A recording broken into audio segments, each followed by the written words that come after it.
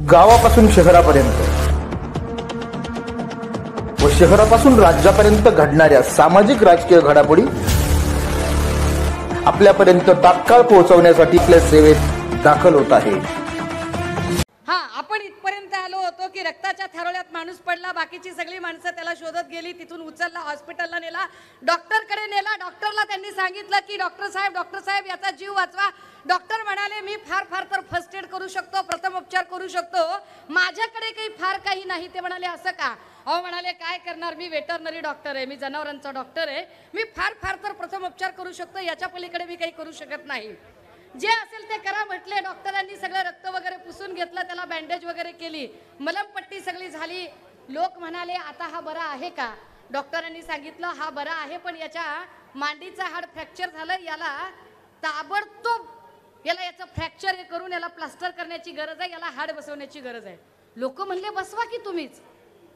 Doctor म्हणले वेडे आहात का तुम्ही? मी तुम्हाला सांगतोय की मी वेटरनरी डॉक्टर आहे, मी असं काही हाडबीड बसवू शकत नाही। अहो जमत नाही मला, मी जनावरांचा डॉक्टर आहे, हा माणूस आहे, माणसाचा ऍक्सिडेंट झालाय, माणसाच्या मांडीचा हाड फ्रॅक्चर झालंय। ते म्हणले सर काय होते त्याला?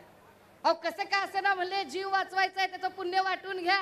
अहो तो नाहीतर लंगडा होऊन जाईल बिचारा, काहीतरी करा म्हणले। डॉक्टर म्हणला ठीक आहे, I will try my best, मी माझ्या पद्धतीने काहीतरी प्रयत्न करतो। डॉक्टर म्हणाले बघा बाबा म्हणले तुम्ही कुणी आहात का याची काही काय याची हमी घेणार? कारण माझ्याकडे एकच हाड शिल्लक आहे, ते कुत्र्याचं आहे, बसवायचं का नाही तुम्ही सांगा। लोक म्हणली बसवा, आता जे असेल ते बसवा। इतक्याच लोक पुढे आली। डॉक्टरही म्हणाले अच्छा ठीक आहे, मी ऑपरेशन करून टाकतो। मांडीचं हाड फ्रॅक्चर झालं होतं, डॉक्टरांनी कुत्र्याचं हाड बसवलं। काही दिवस निघून गेले, पेशंटचा डिस्चार्ज झाला, पेशंट भला चंगा झाला, आपल्या पायावर ठणठणीत बरा झाला, चालता झाला, डॉक्टरांचे आभार मानले, निघून गेला। आणि असे 2-3 महिने निघून गेले। 3 महिन्यानंतर एका बाजारामध्ये फिरत डॉक्टर तिथं पोहोचले होते। त्याच बाजारामध्ये तो पेशंटही आलेला होता। साहजिक आहे, डॉक्टरला आपला पेशंट बघून आनंद होणं फार स्वाभाविक होतं।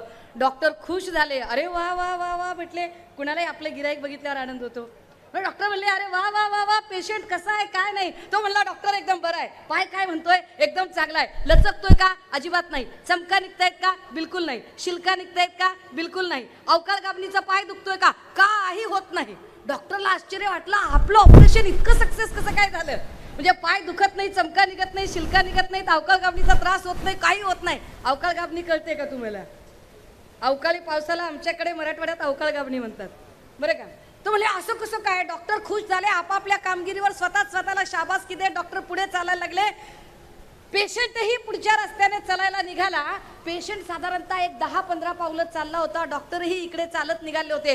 अचानक पेशंटच्या मनात काय आलं कुणास ठाऊक, तो माणूस गर्रकन वळला आणि म्हणला डॉक्टर साहेब जरा थांबा। डॉक्टर म्हणाले का रे बाबा काय झालं?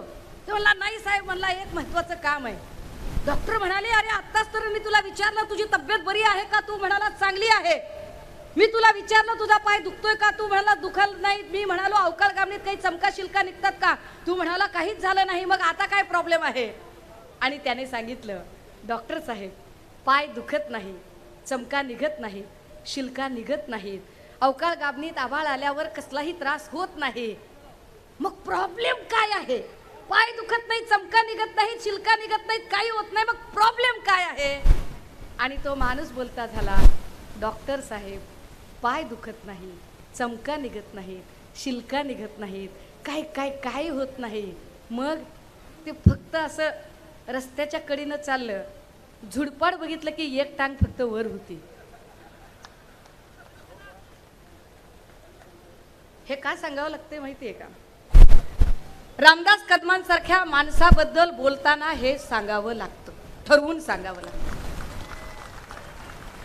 ज्या रामदास कदमांना एवढं शिवसेनेने दिलं, ज्या रामदास कदमांना मातोश्रीने एवढं दिलं, जेव्हा जेव्हा सत्ता आणि स्वार्थ त्यांना नडला तेव्हा तेव्हा ते असेच, जेव्हा जेव्हा सत्ता स्वार्थ पुढे आला तेव्हा तेव्हा ते असेच, जेव्हा कधी त्यांना कुणी काही देत नाही तेव्हा रडायचा गळा काढायचं ते काही सोडत नाहीत। लोकांना वाटेल ताई तुम्ही असं बोलताय का? हो, आम्ही असं बोलायला भाग पाडलं जातं, कारण जर एखादा रामदास कदम ज्याच्याकडून मातोश्री आणि शिवसेना हे छत्र काढून घेतलं तर रामदास कदमची अवकात काहीच राहत नाही. असा अवकात नसलेला माणूस उद्धव ठाकरे या नावावर जर एकेरीवर बोलत असेल तर अवकात दाखवणे गरजेचे आहे.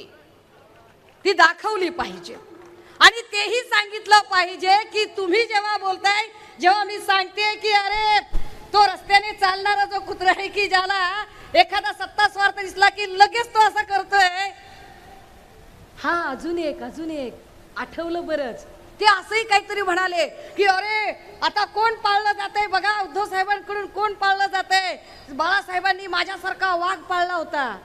कुणीतरी रामदास कदमांना सांगा, इकडे त्याचे कुणी खबरे खुबरे असले तर मोबाईल चालू ठेवून त्याला ऐकवा त्याला सांगा, अरे दादा वाघ पाळला जात नसतो, कुत्री मांजरं पाळली जातात, कुत्री मांजरं. तुम्ही शिवसेनेबद्दल बोलाल तर आम्ही आधीच सांगितलंय तुमचा चक्रवाढ व्याजासकट हिशोब केला जाईल आणि प्रत्येकाचा केला जाईल. ज्या रामदास कदमांना एवढं शिवसेनेने दिल्यानंतरही जे बाम लावून रडत होते आणि बाम लावून रडताना सांगत होते की मी बोलणार नाही, मला झोप येत नाही, असं झालं तसं झालं, अहो माझ्या पोराचं काय झालं, माझ्या पोराचं कसं झालं. भास्कर दादा, तुमचं परवाचं भाषण मी ऐकलं, मला फार मनापासून आवडलं. त्यातलं एक महत्वाचं वाक्य आवडलं की इतरांच्या सारखा मी माझ्या पोराला सेटल करा असं कधीही सांगत बसणार नाही. माझा पोरगा विक्रांत मध्ये तेवढं कर्तृत्व आहे, तो त्याच्या कर्तृत्वाने पुढे येईल. पण रामदास कदमांसारख्या लोकांना योगेश कदमांच्या कर्तृत्वावर शंका असते. त्यामुळे योगेश कदमांचं कर्तृत्व नसल्यामुळे रामदास कदमला वारंवार त्याच्यासाठी रडावं लागतं आणि रडून सांगावं लागतं की माझ्या पोराला काहीतरी द्या. जे रामदास कदम आधी सांगत होते की आम्हाला निधी मिळत नव्हता म्हणून आम्ही गेलो, तेच रामदास कदम आत्ता सांगायला लागले. अगदी 6 दिवसांपूर्वी रडत होते परत एकदा आणि रडताना सांगत होते भाजपला काय सगळे पक्ष संपवायचे का, सगळे पक्ष संपवून टाकायचे का, ही कोणती पद्धत आहे, असं कुठे चालतं का, असं असतं का कुठे. मी म्हटलं अरे किती रडशील दादा, किती रडशील, एवढं कशासाठी रडायचं आहे, काय इतकं रडू येते रामदास कदमांना. अरे हे भाजपचं म्हणजे असं झालं, आपण दोघं भाऊ, माझं तेवढं खाऊन टाकू आणि तुझं तेवढं जपून ठेवू, काय सुचत होतं रामदास कदमांना. वा वा वा वा. ज्या योगेश कदमची लायकी नाही, लायकी नसलेल्या योगेश कदमांना फक्त आणि फक्त उद्धव साहेब आणि मातोश्रीचा वरदहस्त मिळाल्यामुळे तुम्ही इथं उभं करू शकलात. ताकद असेल खरंच योगेश रामदास कदमांची तर रामदास कदम तुमच्यासारखी भाषा मी कितीही प्रयत्न केला तर तेवढी खालच्या थराची भाषा मला येत नाही. पण कदमांसारख्या लोकांना हे सांगितलं पाहिजे की जर खरंच तुमच्यात धमक असेल, कुवत असेल, लायकी असेल तर भाजपकडे गळे काढून रडून तिकीट मागण्यापेक्षा, गद्दारीचा कलंक लावून एकनाथ शिंदे साहेबांच्या सोबत जाऊन लाचार होण्यापेक्षा कधी स्वतः अपक्ष लढवून बघा तुमची काय कुवत आहे, लोक तुम्हाला किती दाखवतात ते, तुमची जागा काय आहे ते तरी लोक दाखवतील. काय पद्धतीचं घाणेरडं राजकारण करता. इथे तुम्हाला तुमच्या पोराला म्हणजे जोपर्यंत मातोश्रीचा वरदहस्त होता तुमचा पोरगा आमदार होऊ शकला, पण ज्या क्षणी तुम्ही गद्दारी केली त्यानंतरची परिस्थिती काय, नगर परिषद आणि स्थानिक प्रशासनातही तुम्हाला लोकांनी नाकारलं, योगेश कदमचं पॅनल नाकारलं. आणि त्यानंतर योगेश कदमाने काय करावं तर योगेश कदमांनी इथल्या जे स्थानिक प्रशासन, समजा आमच्या या मोरेताई आहेत, अरे मोरेताई ज्या चिन्हावर निवडून आल्या त्याच चिन्हावर योगेश कदमही निवडून आलेला ना. त्या योगेश कदमने मग मोरेताईंना किंवा त्यांच्या सगळ्या पॅनलला किंवा त्यांना कामच करता येऊ नये या पद्धतीची सगळी मांडणी करायची. सीओ आला, अधिकारी आला, त्यांना काम करू द्यायचं नाही, कुठलंच काम करू द्यायचं नाही. ना पेपरचं बिल, ना पाण्याचं बिल, ना खायचं बिल, ना कामाचं बिल, कामच करू द्यायचं नाही. एवढ्यावर भागत नाही. मला त्यांनी सांगितल्यावर आश्चर्य वाटलं की मोरेताईंच्या पोराची पंचायत समितीच्या कामावरून, सरकारी कामावरून कमी करण्यापर्यंत जर योगेश कदमची मजल जात असेल तर योगेश कदम, मी तुम्हाला अजिबात म्हणणार नाही की तुम्ही बांगड्या भरा, कारण बांगड्यांमध्ये प्रचंड ताकद असते, प्रचंड ताकद असते. योगेश कदम, तुमचे वडील ज्या पद्धतीने बाम लावून रडतात तसे तुम्हीही रडत राहा. आणि हो, मागच्या वेळेला मी बोलून गेल्यावर रामदास कदम म्हणाले की आता आता शिवसेनेकडे एक नवीन हिरोईन आलेली आहे. अरे हो, चित्रपटात जसा हिरो आणि नायक असतो तशी हिरोईनही महत्वाची असते. आता नायिका प्रधान चित्रपट आहेत. रामदास कदम, मी तुमच्यासारखी खलनायक किंवा खलनायिका नाहीये, किमान हे तरी तुम्ही मान्य करता. हे जास्त महत्वाचे नाही का? दादा हो, लोकसभेचं बिगुल वाजलेलं आहे. अवघ्या काही तासात, काही दिवसात आचारसंहिता येऊन ठेपलेली आहे. आणि अशा सगळ्या काळांमध्ये भाजपाची एक एक यादी सुद्धा बाहेर येते. आणि या पार्श्वभूमीवर आपण सगळे इथे एकत्र जमतोय. पण हे एकत्र जमणं नुसतं एकत्र येणं नाही. हे एकत्र जमणं एक विचाराची बैठक तयार करणं आहे. हे एकत्र येणं आपला स्वतःशी एक प्रण करणं आहे. जर खरंच तुम्हाला असं वाटत असेल की होय, रामदास कदम सारख्या माणसाला धडा शिकवला पाहिजे, जर खरंच तुम्हाला असं वाटत असेल की आम्ही ज्यांना मत दिलं होतं ते मत व्यक्ती रामदास कदम याच्याकडे बघून दिलं नव्हतं, तर आम्ही ते मत मातोश्री आणि उद्धव ठाकरे साहेब हे नाव बघून दिलं होतं, तर पुन्हा एकदा त्याच कदमांना धडा शिकवण्यासाठी सज्ज होण्याची वेळ आली आहे. त्यासाठी एकत्र येऊन बसणं गरजेचं आहे. इथे संजय कदम साहेब असतील किंवा अजून अनेक मंडळी आहेत, जी माणसं लढत आहेत, जी माणसं काही मांडत आहेत, जी माणसं रोज लोकांच्या प्रश्नांना भिडत आहेत.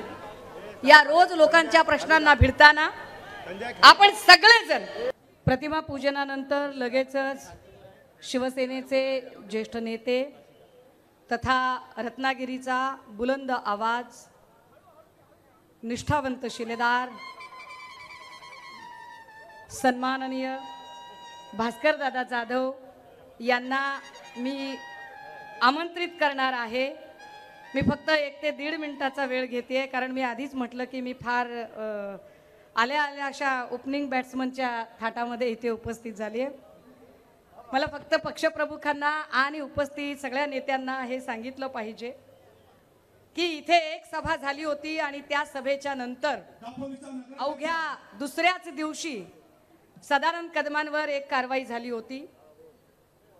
नसलेल्या रिसॉर्ट बद्दल हिसाब तो देना पलिंगा fame HD video specialist Kirit Somaiya, ज्यांनी एवढी धडपड करूनही लोकसभेत ज्या बिचाऱ्याला तिकीट मिळालं नाही, अशा सोमय्यांनी फार मुक्ताफळं उधळली होती. त्याच सोमय्यांना कदाचित इथला अजून एक रिसॉर्ट दिसत नाहीये, जे रिसॉर्ट त्यांना सांगितलं पाहिजे माध्यमांच्या वतीने की मौजे मुरुड तालुका दापोली येथील अरबी समुद्रात अतिक्रमण करून भराव टाकून हॉटेल व्यवसायासाठी शौचालयाचं पाणी, सांडपाणी समुद्रामध्ये सोडून आणि CRZचे सगळे नियम धाब्यावर बसून रत्नागिरीचं सिल्वर सँड रिसॉर्टचा मालक समुद्राचं जवळजवळ 100 फूट अनाधिकृत भराव करून हॉटेल व्यवसाय सुरू केलाय. HD specialist video specialist Kirit Somaiya यांना आपल्या सीड्या रिलीज करण्यातून जर वेळ मिळाला तर ते याही हॉटेलच्या अनाधिकृत बांधकामाकडे लक्ष देतील अशी अपेक्षा करूया. आणि सोबतच सन्मान्य पक्षप्रमुखांना आणि इथल्या उपस्थितांना हेही सांगावं लागेल की सर, ज्या पद्धतीने 5-6 दिवसांपूर्वी रामदास कदम फार जीव तोडून रडलेत, त्यांच्या रडण्याने प्रदूषण अधिक होईल असं भाजपला वाटलं, त्यामुळे त्यांच्या पोराला प्रदूषण महामंडळ मिळाले. कारण भाजपलाही कळलंय की रामदास कदमची जात ही रडणारी जात आहे, लढणारी जात नाही. मी जात हा शब्द हा स्वभाव या अर्थाने वापरते, हे नीट जरा समजून घेतलं पाहिजे. कारण रामदास कदमांसारख्या माणसांचा स्वभाव हा अत्यंत रडका स्वभाव आहे. आणि अशा रडक्या स्वभावाच्या माणसाने जी काही मुक्ताफळं उधळली त्यात एक वाक्य असंही म्हटलं की माझ्याकडे जेवढी गर्दी आहे त्या गर्दीच्या अमुक अमुक गर्दी जमवा, आम्ही निवडणुकीला उभा राहणार नाही. तर रामदास कदम, आता तुम्ही फॉर्म काढून घेणार आहात का ते एकदा लोकांना सांगा. आणि निवडणुकीला आपण उभे राहणार नाहीत याची एकदा स्पष्टता द्या। मी अधिक वेळ न घेता सन्माननीय नेते माजी सभापती माजी मंत्री भास्करदादा जाधव यांना निमंत्रित करते की कृपया आपण मंचाचा ताबा घ्यावा। आदरणीय भास्कर